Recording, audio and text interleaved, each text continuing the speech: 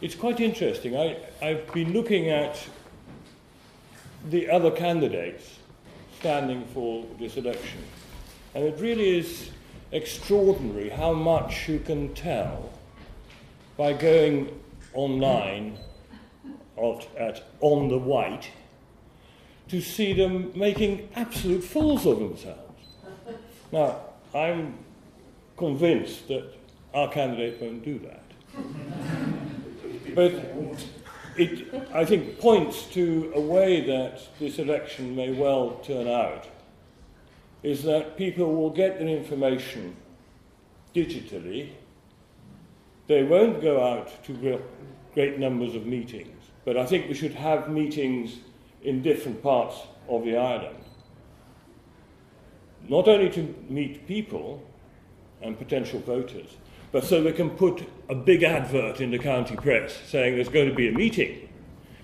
Because even if people don't come to the meeting, they've seen the notice, and that gives us credibility, activity, and hopefully the ability to persuade people. I thought I'd sort of talk about the 6 candidates that have declared so far. There are probably going to be 20.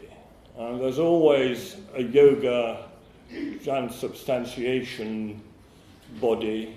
There'll be a pro-Hunt candidate, an anti-Hunt candidate. They're a real pain, those people, because they destroy debates, because they sort of don't have anything to say. Now, not having anything to say brings me to the first candidate I want to talk about, who is the ex-leader of the council. Now, he only resigned because he wants to do greater things. Megalomania is something that goes with the council job. Yes, Wendy, I can see you with me, and I'm sorry he's not here. No. He declared himself as an independent 2 weeks ago, as an independent candidate 2 weeks ago. And we've heard nothing from him.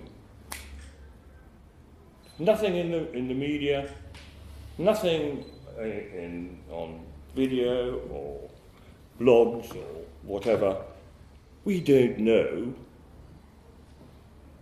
what he stands for.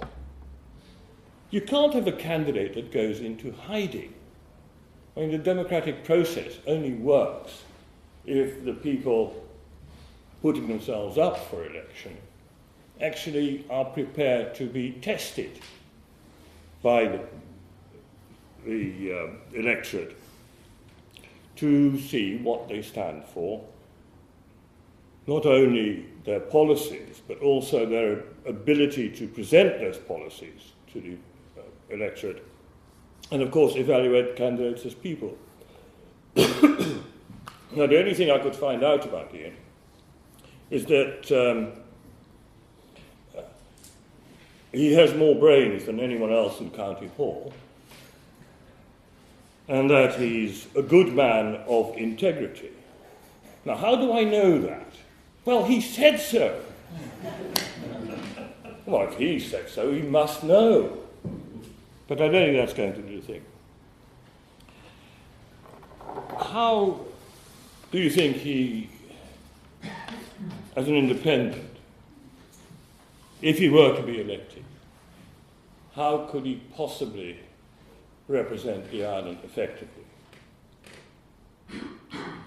Very few independents have been elected. I had the privilege of being in the same Parliament as Martin Bell. He had everything going for him. Great communicator, had his own trademark suit.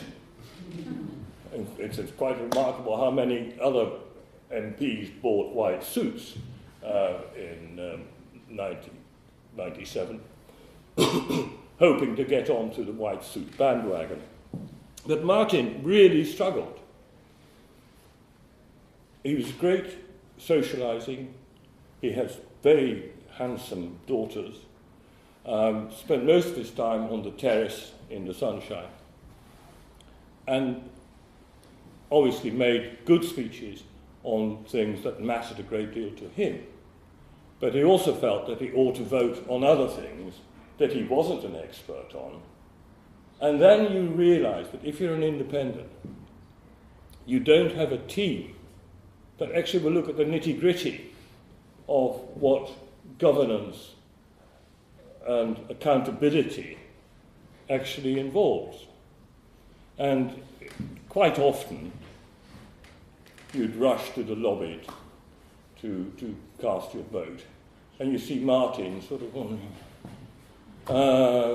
which way shall we go? What are you doing?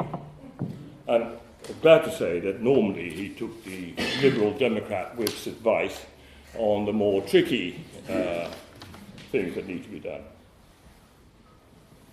So I don't think we should worry too much about an independent ex-leader of the council. I think it won't make much difference in the sort of split between the right and the left, because I don't think he'll get very many votes. Now, the next candidate, which is interesting, and I followed her career on the Wight, is Vix Lothian. She's a Green. The Greens are lovely people. Crazy policies. They are a great pressure group, and some of when they talk about green issues, they're good, they make sense, except we can't afford most of their suggestions. But when they're straying into the wider political debate, they really come up with stupid ideas. I mean, the classic is the, what do they call it? Citizens' wage. Now, we looked at that 20 years ago in the Liberal Party because it sounded so nice. Everyone would get £30. Men, women, children. They got that as citizens. But nobody actually asked who was going to pay that £30. And clearly, you could use a citizen's wage to support people out of work, people with handicaps, but they wanted a universal one. Well, it's unaffordable. Other little curiosities, getting rid of our Army, Air Force and Navy to be replaced by a home defence force. It strikes me that Dad's Army might well come back in reality, as well as having a rerun in the movies.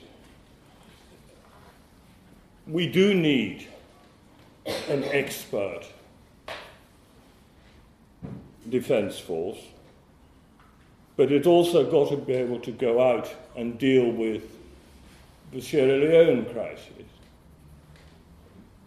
Major typhoons, volcanic eruptions. It's a very important role to do that, and also to act when there are hot spots, and hopefully try to prevent some of the disasters that we've seen in the Balkans and what we're seeing at the moment in the Middle East.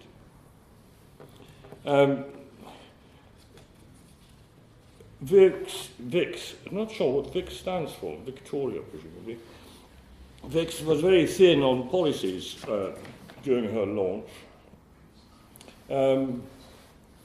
So I thought it would be very useful to have a look at the interview the Australian leader of the Green Party gave to Andrew Neil. And she came up with about 6 policy issues. And after a bit of fairly uncomfortable questioning by Andrew Neil, she had to take them all away again. Sort of, well, we haven't written our manifesto yet, and we're still working at it. I don't think that she, this is our fix, is going to do more than muddy the water. Although, you know, I'm a great supporter of green issues, but when you get the only green-run council in the country, that's Brighton and Hove, producing the worst recycling efforts in the country. So good thoughts don't always get followed by good actions. Now, my next one, are you happy for me to carry on? I'm still waiting for this. Well, I'm going to carry on anyway. Ian McKee of UKIP. Lovely people. I don't know him. But certainly crazy policies. Their core belief seems to be that all our problems are due to immigration and Europe, and all our problems can be solved by leaving the EU. Detailed policies appear to be very flexible. They change depending on who had a pint with Nigel Farage to discuss an issue. I caught the Islands candidate, Ian McKee, on BBC South. And he started rubbishing global warming. I didn't know that he'd gone quite that far. He probably agrees with fracking Farage. You've got to be very careful when you use words like that. But fracking Farage is keen on fracking, except, of course, in the place where he happens to be standing. Great NIMBYs. UKIP's policy of a flat rate tax at 31% is taken straight from the Republican Party Tea Party wing in the States. It's a very attractive idea, actually, 31% tax. Great for bankers, speculators, and accountants. So the UKIP policies appear to go towards minimal government services, but maximum interference in personal issues and the total intolerance of people of different genders and things like that. So he definitely is on the right. Now, the next candidate I watched on my computer screen was Stuart Blackmore.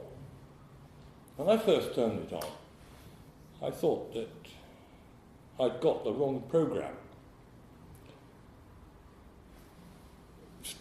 Stuart Blackmore is the Ventnor Scot, and he's got a most attractive Glaswegian, I think, drawl. And it's actually quite difficult to pick up what the policies were that he was talking about. I first thought he might be a candidate from the Scottish National Party coming down to the Isle of Wight, because that would be good, because the Scots look after their islands. So if we had an SDP, yes, no, SNP, isn't it? Yes, SDP, sorry, to any SDP members there. If the Scottish nationalists took the Isle of Wight, we could become a colony for an independent Scotland. They could base their Atlantic fleet here, and certainly would do much for jobs and the economy. But that's disappointing. It's not true. Stuart Blackmore is a traditional Labour man. He didn't mention much of policies in his launch of his campaign, but I'm sure that he is more old Labour than new Labour. And I think he'll slither leftwards with Ed Miliband Band and Ed Ball.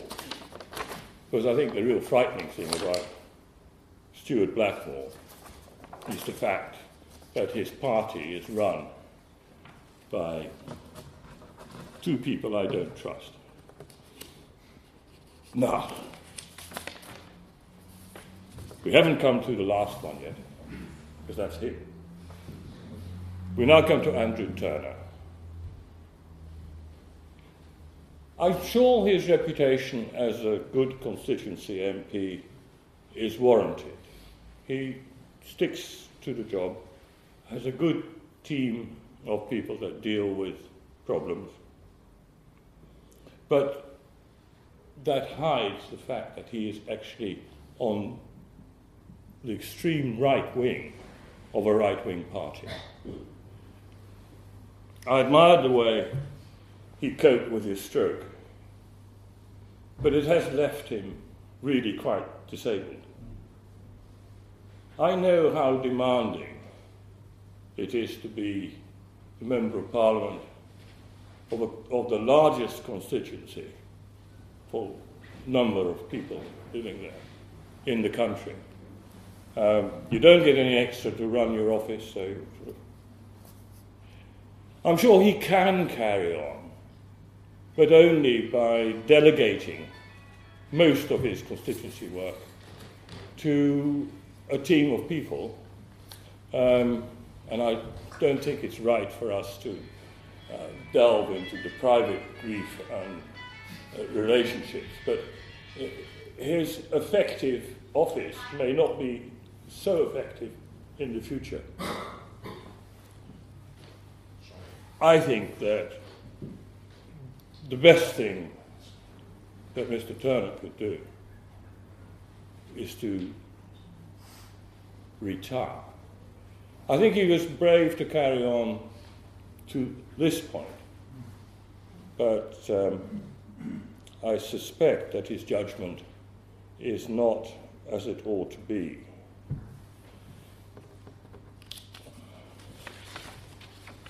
So, still no cameras. We'll carry on. We'll carry on. I know. I put a tie on especially. The island has a choice. We've got two ultra right-wing candidates in UKIP and the Conservatives. We've got two ultra left-wing candidates in the Green and Old Labour. We've got one unknown lonesome ranger. And we have David Goodall, the candidate of the centre, who will now demonstrate why he has the right qualifications to be your next Member of Parliament.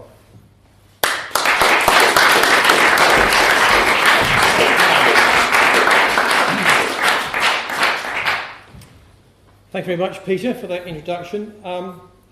Your fanciful idea of the SNP standing on the Isle of Wight isn't so fanciful as you think. 1974 election, we had an election at school. Who would be the next MP? The winning candidate I actually met on the boat on the way over, a chap by the name of Ashley James, who was coming over with his church to go to Bond Church for the week. This evening. Second came the SNP with a very popular lad at school who happened to be Scottish, so he thought he would stand for the SNP in 1974, and he came second, and the Tory came nowhere. So that's interesting. If they're listening up there, maybe they've got some votes in there I don't know about. So, good evening, ladies and gentlemen, and welcome to my campaign launch as the next MP for the Isle of Wight. I wish to talk to you about three things this evening. Obviously, the island issues and then some national priorities. But the first question I know many are asking is, why am I here? Am I here because I'm described as a former islander? This is true in part. True in that I don't live on the island at present. However, in 1972, when I lived in Germany, I received Conservative Party general election literature, and it described me as a very important British expat voter, not a former British voter. So I see myself not as a former islander, but as an Isle of Wight expat, and still very much an islander. But that's not why I'm here. Am I here because of the numerous links to the island? Well, many of you may have read about them. It is, after all, the place where I grew up, going to primary, middle and high schools in Cowes. And the island is the place where I started my 35-year career in industry, with 11 years at Plessis. First as an apprentice, and then a sponsored student, and finally as a digital electronics design engineer. The island is also the place where I learned to swim, and I spent many hours ploughing up and down West Wight Swimming Club's pool, even the indoor pool, before they had added some mod cons like walls, roof, and most importantly heating. As my brother can testify, that swimming session was particularly freezing. And I played hockey for the Isle of Wight Hockey Club, including many of those years, 14 years, as captain of Wight Second 11. And of course the island, most importantly, even though she's not here, is the place where I met my wife 25 years ago, or 27 years ago, and married her. It's also the place where both our boys were born. And it's the place where the rest of my family still live, with my brother, mother and sister-in-law sat at the back. Still awake, well done. In short, the island is a place I care very deeply about. And these are very good reasons to want to return to the island. But it's not why I'm here. I'm here because of the general elections I previously mentioned, 1974. The first one saw the good folk of the island decide they'd have enough of the Conservative chap. There was talk of dodgy deals and Bembridge Harbour. The result, he lost his huge majority, and a chap called Steve Ross won. In the autumn came the second election, and I heard that Steve Ross was speaking on Cowes Parade. And in the intervening months between those elections, he had become quite popular and built up a good reputation. So I decided to go along. I went to a very windswept and quite chilly Cowes Parade. And Steve Ross was there speaking, and he was speaking up about wishing to change things for the better. Years later, I went to the same Steve Ross and said, "Can I interview you about becoming an MP?" And he said, "No problem." So I did. Afterwards, he gave me some tips. And many of you will know what one of these tips was. It was deliver lots of leaflets. I don't know why he gave me that tip. Something about me being 20-something and I could run around and deliver lots of leaflets, I think. And the other thing was always working hard to help people. And this is why I'm here, applying for this particular job as MP for the Isle of Wight. Politics is not about the fight of power between party groupings, nor is it about the power to gaining power for self-interest, or about claiming as much as possible on expenses. It's about one thing and one thing only, helping people to have better and happier and more fulfilled lives. That's why I wish to return to the island and put all my experiences as an engineer and a manager and a councillor to the benefit of the islanders. Now on to some island issues. There are numerous issues I could talk about. Ferries, fixed links. Arreton, I think, was mentioned as a wonderful starting point for a fixed link. can't think why you would start at Arrington. Anyway. General economics on the island, roads, traffic, or even what to do about Cockrange Bridge roundabout. Now, to save you being here all night, I'll stick to just three. Council finances, housing and schools. If you wish to, you can always ask me questions later about the others. In tackling the problem of the deficit, all councils in this country have seen their grant from central government cut, and all councils have responded differently.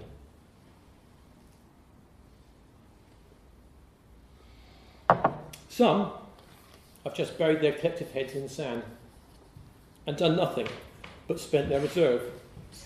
However, the country's deficit and national debt will not disappear by magic, and they're only putting off difficult decisions till later. Some have simply cut their reserves under the freedom of the Localism Act. It is generally their decision what services to cut. This is where it's important to know what the political priorities are of a council. Some have decided to take a more business-headed and community-engaged approach. I've been fortunate to be part of such a council that has taken this third route. The principal mechanisms have been the council's use of prudential borrowing powers, plus working very closely with town and parish councils and other community groups. The council's innovation property management scheme now means its landlord to high-profile mix of businesses, including B&Q, Lloyds Bank, Wetherspoons, Mataland, Halfords, Pets at Home, Costa Coffee and Travelodge, as a result of the purchase of freehold purchase of land and buildings since 2008. These assets have been brought at a cost of £55 million.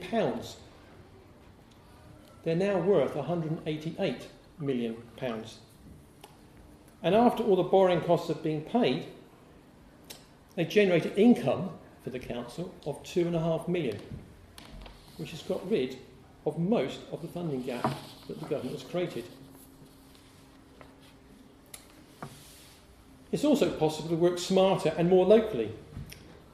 For example, when Hampshire County Council decided to cut the number of youth workers from 150 to just a handful, the Borough Council decided they had to do something to have some youth provision, even though it's not the Borough Council's responsibility so to do. So in my area, a partnership was formed between the borough, parish and town councils, plus the local churches, secondary schools and other community groups like the Scouts and the Guides, to coordinate the provision of youth services. Nearly 2 years on, it's working well, with new youth facilities, hundreds of young people attending youth clubs in the area during the course of the week, including 300 plus young people on a Friday night going to one youth club at a church. It's a big church, but it's still a lot of people. Initiatives like this, combined with the liberal principle of devolving ownership on many local facilities to the lowest possible level, like town and parish councils, have meant that for the past 11 years, borough council tax increases have been below inflation by at least 1%. Services have not been cut, but improved, like West End's library, where I'm a councillor at the moment. The county council came up with a cunning scheme. They said, we need to save money, so we'll shut the library on one day, and we'll move that day that it's shut from a Wednesday to a Thursday. Thursday was the most busy day. It was a market day. Shut it on the busy day. Really sensible. We came back with a counter offer. We said, Asda have recently redeveloped the store in town, and we've got £50,000 to spend. How about we revamp your library, extend it, and make it new, and increase the opening hours? And we did that by putting in a self-service machine, so they could still cut their one member of staff and still keep going. So instead of the county council's offer of a reduced library service, they now have a better library service, and it's costing less money. It's about working smarter on occasions not just straight cuts. Now, unsurprisingly, with all this going on, Liberal Democrats, we've increased our control of the council in the last 5 years, during this coalition. The past 5 years have seen, we had a group on the council, they called themselves Labour. We now don't have a group on the council called Labour, or anybody else called a Labour councillor on the council. And we do have some, they call themselves Conservatives. There's 4 of those. They come from 2 wards in an area of Charlottesville called Hiltonbury. It's a very interesting area, Hiltonbury. You can deliver around there. You go in one drive, you deliver, and you come back out the way you come in. You go along, see the next drive, go in, deliver, and realise it's the same house because it's got 2 drives. It's quite posh. The Conservative councillor who's been there, and leader of the Conservative group there, he's been on the council since 1955. So it gives you some idea of this being a strong area. But they're just down to 4. And the reason that they're down to 4 is because we made sure our number one aim the whole time is to help people live better lives. That's why they voted for us. They don't keep on voting for us if we don't do that. The provision of new homes is always a very contentious thing. The council has to decide planning applications and on the competing needs of people without a home against the neighbourhoods that would be affected by development. This is why I believe a system of local committees where the councillors take all the planning decisions in their area is the best system, because they know their area best. And they will know if a development does go ahead, how best to implement it. It's not just saying yes or no, it's if you say yes, how it should happen. On the island there are various local clusters, and these could be local committees. So, Rye, Seaview, Brading, Benbridge, Haven Street cluster could make a decision on the Pennyfeathers development, which seems to be causing some controversy. In my experience at this system, it works very well. Even if when you're on the committee, some of the meetings last a long time on the more controversial applications. I had one that once started at 6 and it went on to midnight. But the people get to have their say, and the councillors get to hear their views, and we vote. And even though we are all Lib Dems on this particular committee, we don't all vote any particular party line. We listen to the concerns of the members, and we vote accordingly.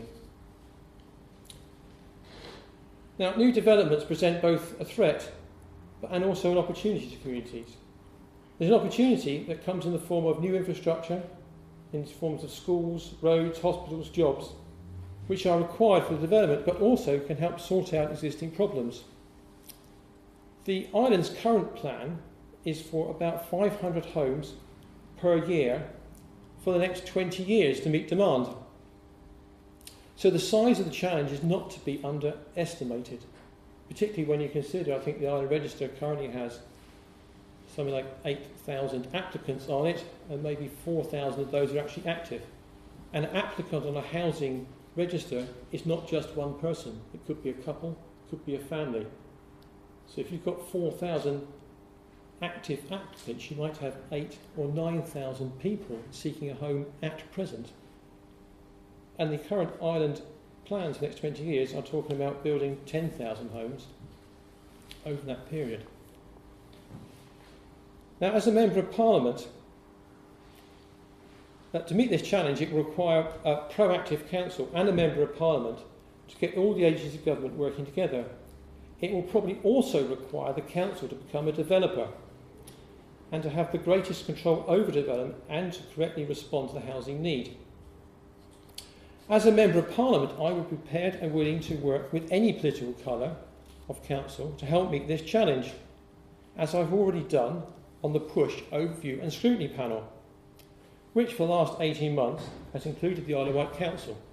Push coordinates council activity in response to the local enterprise partnership, which is a solar partnership. And for the past few years, I have chaired this overview scrutiny panel, despite the fact I'm the only Liberal Democrat on it. When it comes to schools, I believe I come at it from a unique perspective, for I believe the only candidate in this contest who has been a pupil on the island through primary, middle and the high school system, has been a school governor for the past 13 years in the primary and secondary school system that the island has adopted, and as a parent has had 2 children go right through this primary and secondary school system whilst I've been a governor at their schools. This gives me a distinctive insight into the issues involved in running this still relatively new system for the island. Now, when the council was proposing a change system in 2008, I came across for 2 of the public meetings, one at Carisbrooke and one at my old school at Cowes, which I'm pleased to see did very well, or not very well, they did better, should I say, than they had done in past years. And things seem to be turning round slowly. At the meeting, there were 2 particular points that stood out for me. Firstly was the idea for a new secondary school west of Carisbrooke to serve the West Wight catchment area. And secondly was the passion of the parents at the Cowes High School meeting to save Goodall Primary School. So I was quite surprised to find out that the new secondary school was actually the former Archbishop King Middle School, and it's in the same road as Carisbrooke High School. Personally, I would have thought the better decision would have been to make West Wight Middle School a secondary school for the West Wight, but then, what do I know? I live on the mainland. But now the western half of the island has no secondary school in it at all. And I was not surprised, given the strength of feeling to save Goodall Primary School, that it was saved. Well, in name.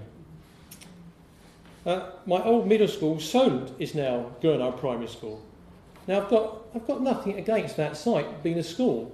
It was by far the best school I attended, as former pupils in the room might testify. The only thing is, it's not in Goodall. As an MP, I would seek to help the council look at the wider picture.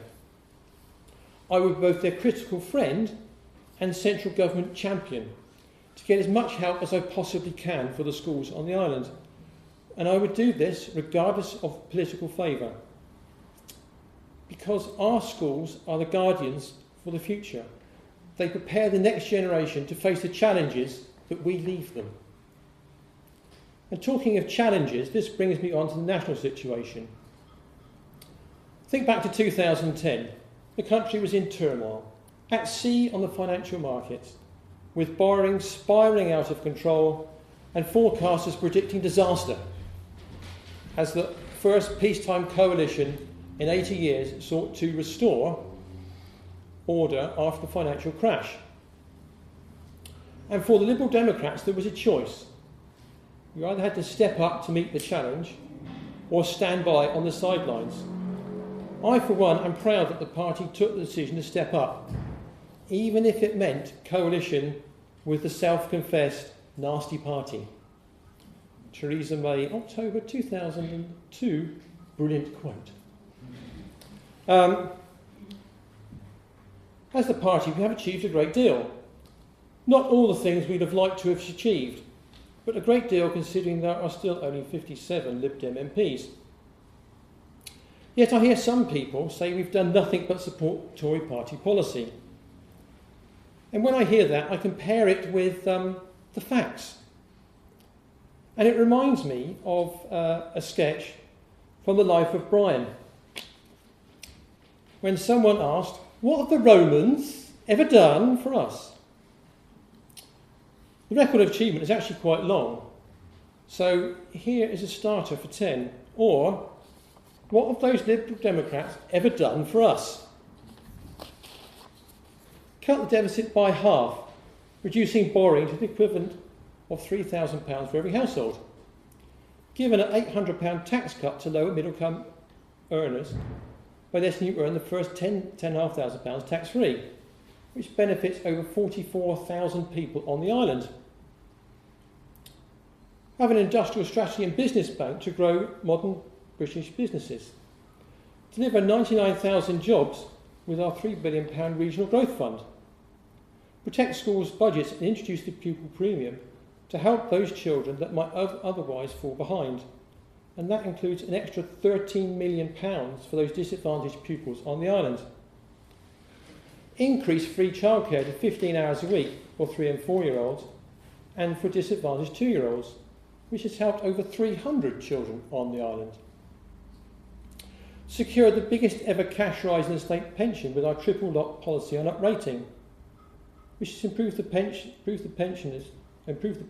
for over 35,000 pensioners on the island. Establish the world's first green investment bank, helping treble renewable electricity generation. We've also created 2 million new apprentices, training our workforce for the 21st century jobs, including over 6,500 apprentices on the island. We've helped people balance their work and family lives with shared parental leave and the right to request flexible leave.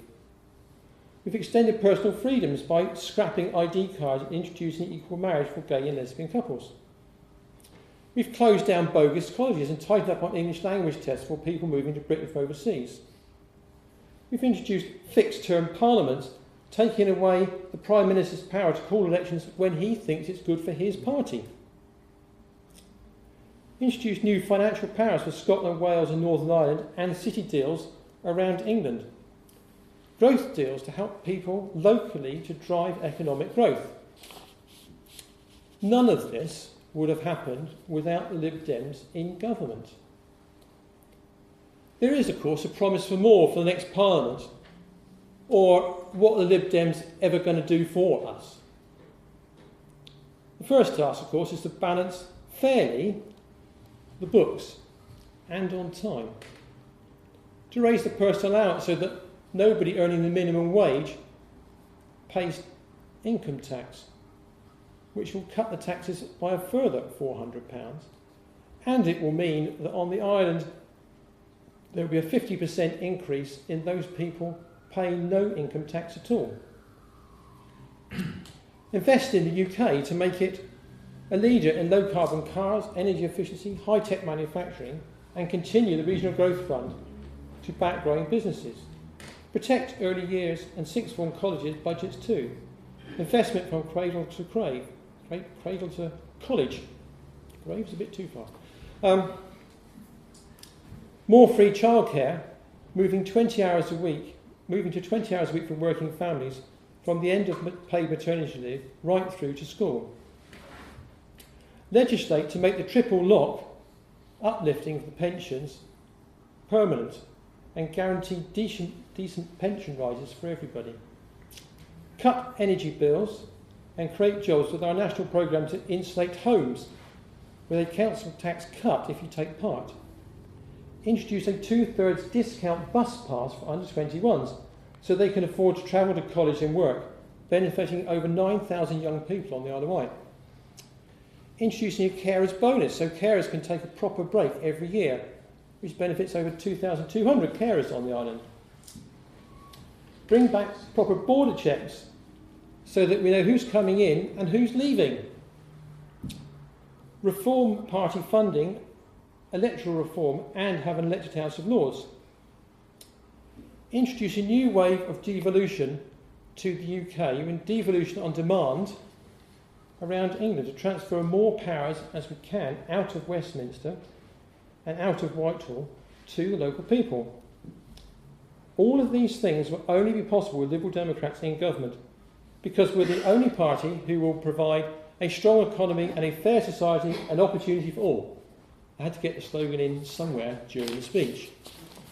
Now we'll achieve all this by finishing the job on the deficit fairly and balancing the books so the next generation are not burdened by huge interest payments. Rewiring the economy to cut out carbon and rebuild our national infrastructure, embrace new technology so the next generation can be protected from the threat of runaway climate change. rebalancing the tax system away from taxing work towards unearned wealth, so our next generation can keep more of the money they earn and live in a more equal world. Building the homes for our country needs to stop prices spiralling out of reach, so that the next generation can have a chance to bring up a family in their own home. Return the power from the stifling grip of Whitehall to the citizens and communities of a nation, so the next generation can have power to shape society in which they live. Restoring confidence in Britain's immigration system with fair rules and competent administration, so the next generation can continue to live in an open, tolerant society that benefits from people and expertise from around the world. And above all, by investing every penny we can in education, from cradle to college, nursery, schools, apprenticeship and college, so all our children get a chance to live out their full potential. So if you care about the NHS, schools, housing, the environment, social care, taxes, benefits, national security, policing, cutting crime, animal welfare, renewable energy, education, climate change, or indeed anything in this country, then vote in May. And if you believe there is a need to balance the needs of the environment, the economy, and welfare of society in a fair manner, and have opportunity for all, then vote Liberal Democrat. And if you wish to vote for somebody who will work for all this and work hard for the island, then vote for me. Thank you for listening.